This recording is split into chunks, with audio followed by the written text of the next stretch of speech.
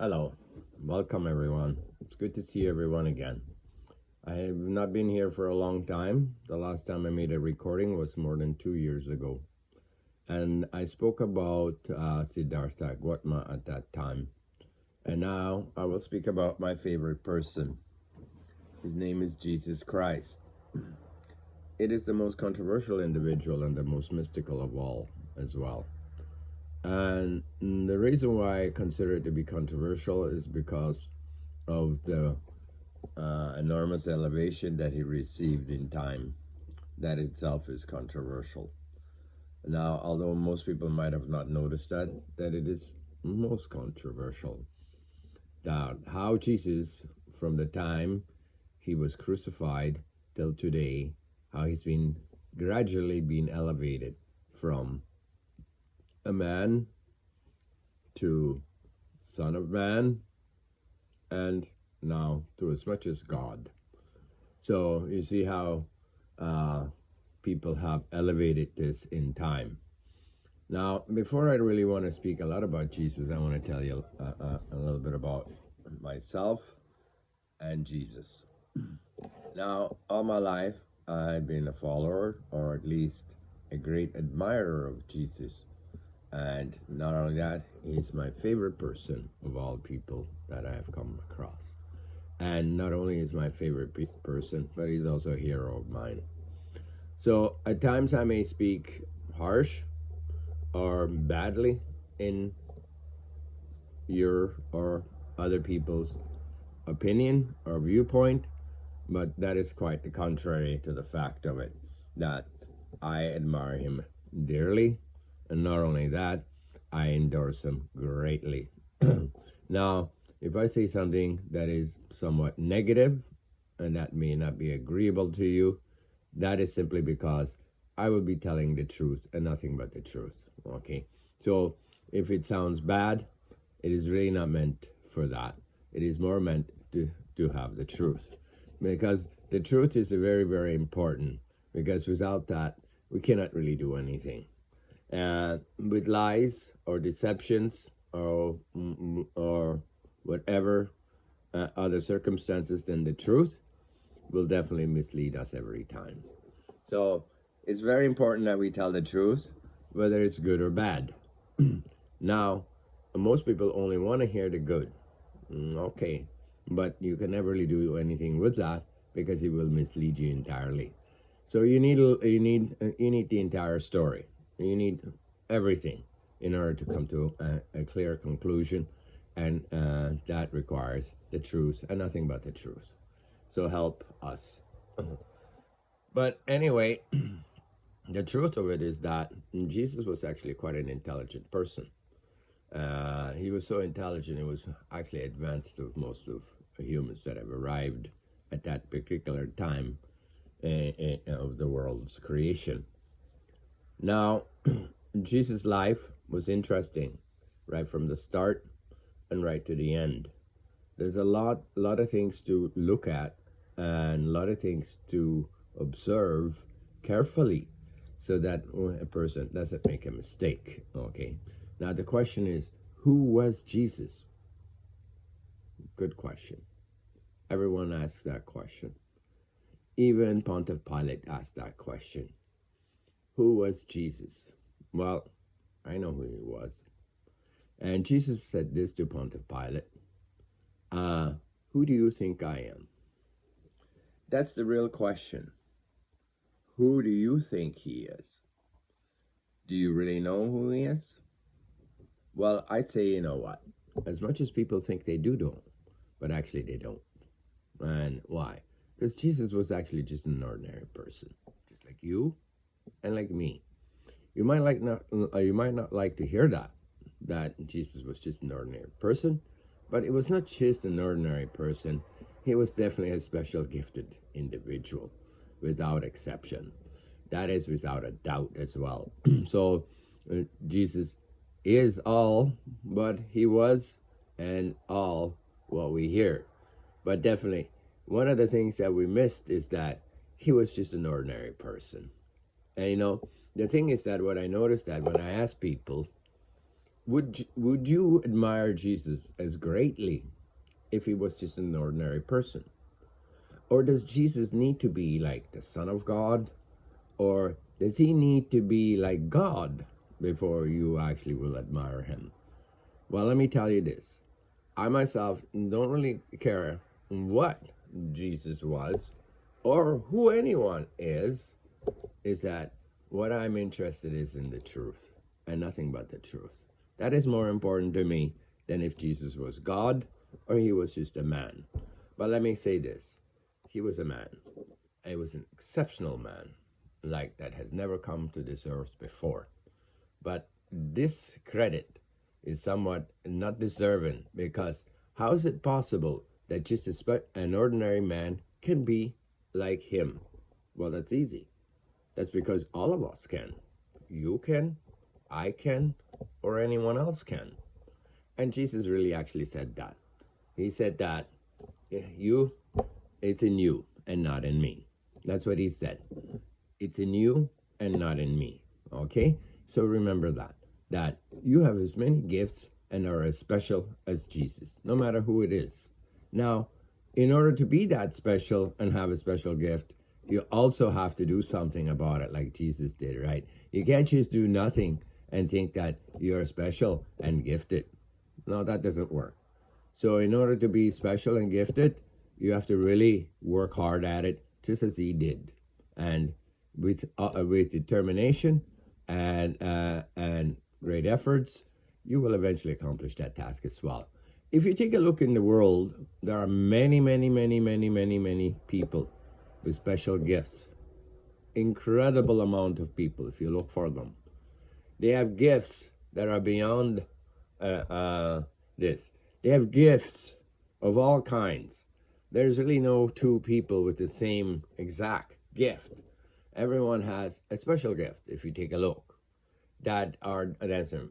Now, when I say everybody, everybody has the capacity, but not really everybody uses that capacity to be special.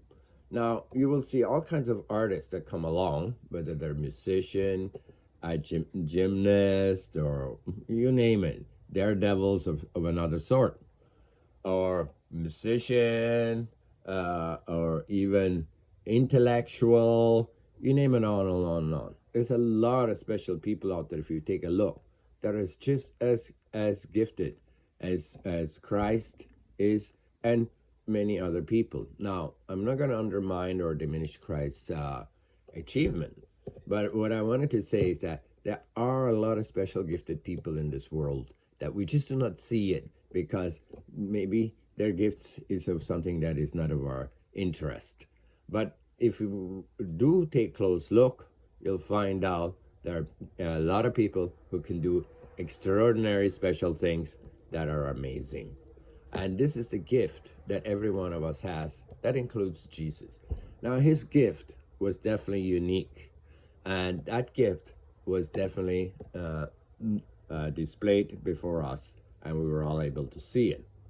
Now, the only thing is that because as humans, in order to believe in what he says, he couldn't have been an ordinary person. He couldn't have been just a human. Why not? Can anyone tell me why not? Is it because it's not possible for a human to be like him? Well, actually, it is very possible, because he did it. So that shows you that it is possible for a human to be be such extraordinary individual as Jesus himself was. But anyway, that debate and argument we can speak go further on a later date to see what you think who Jesus is. Okay, now to me, Jesus is an ordinary person, and I have no less admiration or respect or regard, or he's no less of a hero to me, whether he was God or a man. Now, my question is this to you: what does he need to be in order for you to believe? Can he be just an ordinary person, or must he be God? Now, you see, that's for you to decide. So, if you cannot be an ordinary person to be who he is, then you cannot believe. You understand that? So, in order for you to believe, then you must elevate him to God, whether he is or not. Okay?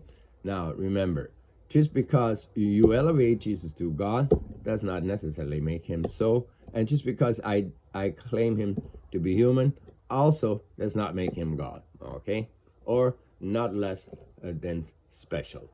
Okay? That part he can be is special, but never is he God. And I can explain many reasons why he was not remotely close to God, because he never made those claims whatsoever, not even this amount. See, when Jesus was born or was alive, in those days, it was a crime to even consider to calling himself God. This is why he never did. So Jesus never sinned. So anyone who says Jesus said he was God, that would have been a sin in those days, and he would have been definitely stoned right on the spot. So he never made such mistakes in his life by making such unwarranted claims and deceptions to us. So Jesus never deceived anybody. Now, if you go into the text, you may read things, and you may take it out of context and say, oh, he says he's God. I'm the Father, and the Father is in me. Well, let me tell you something.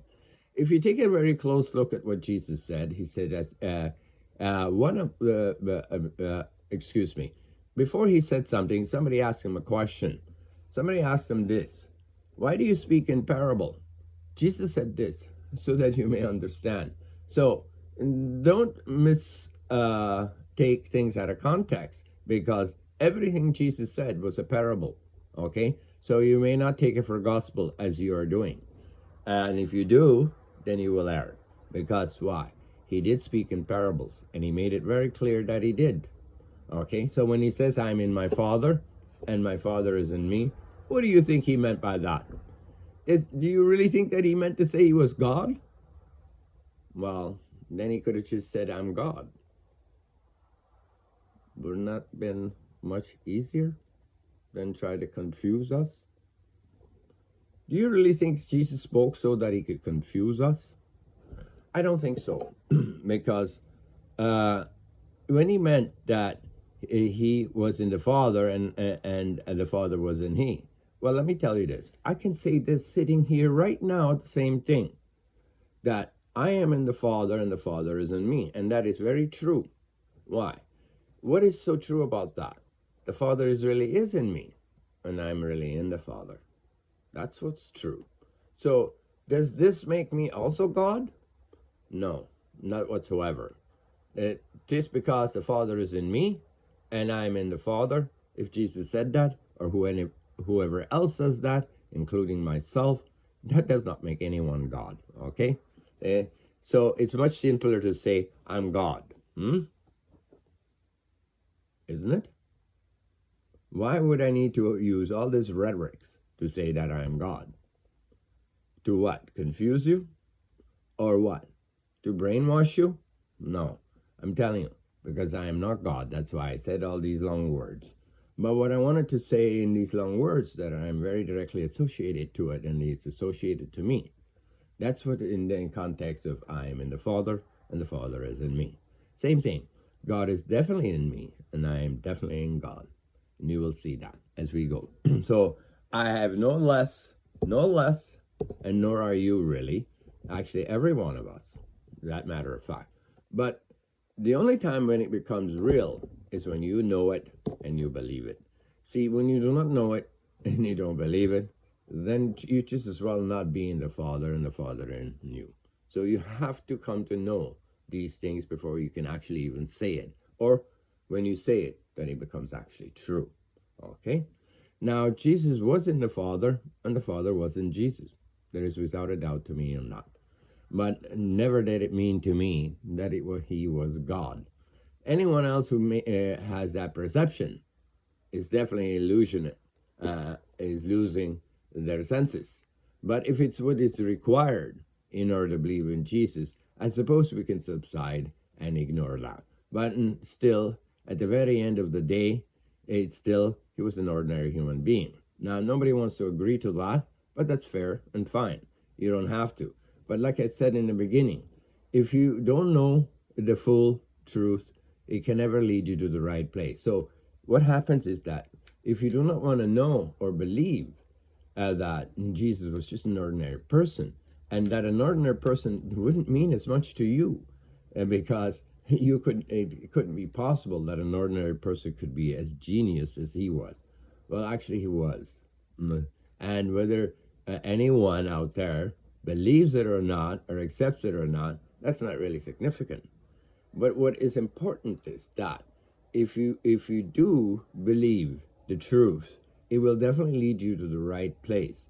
But when you don't, it will always mislead you. You can guarantee on that. Okay, so it's up to you whether you want to be led to the truth, or simply be misled.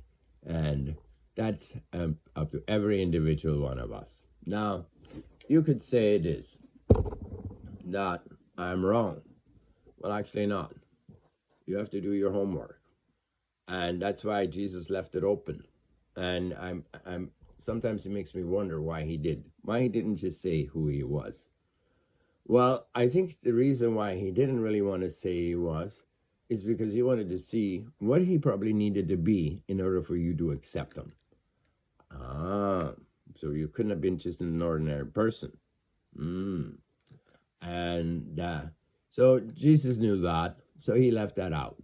And now today we are here like that. But anyway, this is not really what I want to talk about entirely, whether he was a god or not a god. So in simplicity, what I'm saying, to me, Jesus is all that. Even if he was just an ordinary human being, I would still follow him. I am following because he's an ordinary human being. And he's so exceptional. But never, I will not do this, is undermine Jesus. In what way? By simply spreading lies that will have a harsh, a negative outcome in the future. For example, I'll give you an idea. Now, today everybody calls him God. What happens when you find out he's not? Well, that will harm Jesus very harshly. Why? Because now you will disavow him. Why? Because he was not God. Now, let me tell you something, because I believe Jesus is just an ordinary person. And when I get there, if he was God, I definitely wouldn't disavow him. And let's say when I get there and he's really only a human being, I still wouldn't disavow him. You see that where I sit, I cannot go wrong. But if you sit in the wrong position, when you get there, you will be greatly disappointed because you thought he was God. Well, the best is not to be disappointed. The thing is that if you need to believe in what Jesus said, that in order for you to believe what Jesus said, that he has to be a son or a god, then really what he said has no value. Meaning what? Even if a rock told you what Jesus did, it has the same significant value as if God said it. If it doesn't, then it has no value even to God. So it is very important that what he said and not so much who he was. That's what I'm trying to say. Now, this is what the people are forgetting. That is it more important who he was, or was it more important what he said? Which is it?